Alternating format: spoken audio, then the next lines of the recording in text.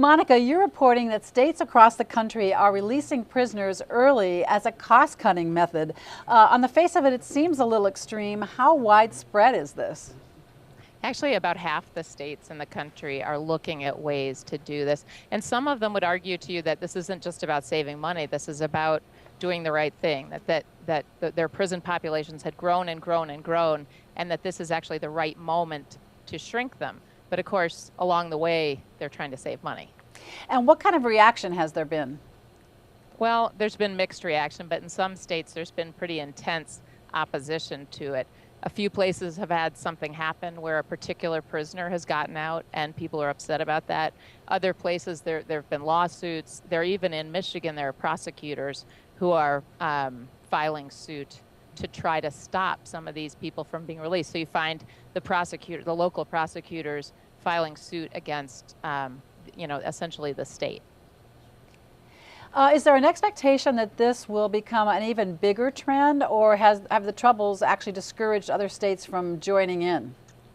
No, I think we're going to see more and more of this. I think that the fact is that even as we've seen the economy recover somewhat for individuals, we're seeing the exact opposite for states.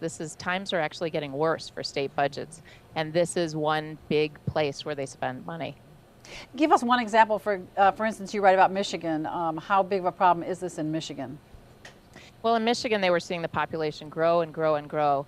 Meanwhile, as we all know, the budget in Michigan has struggled dramatically for a number of reasons. And so they're really trying to make an active effort to cut the number of prisoners. In fact, the governor this year is proposing 7,500 fewer prisoners again. This is after they've already made cuts last year.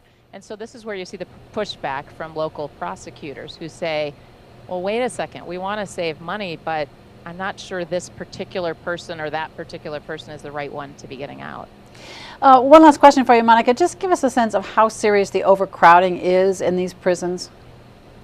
Well, I think overcrowding has always been an issue, has long been an issue, but I think now the issue that's really come out is an effort to save money by even closing prisons, trying to actually shrink that whole infrastructure. In Michigan, you see prisons closing last year, more proposed for this year. So if you cut the population, you can cut the number of prisons that are open, and you can cut that much staff.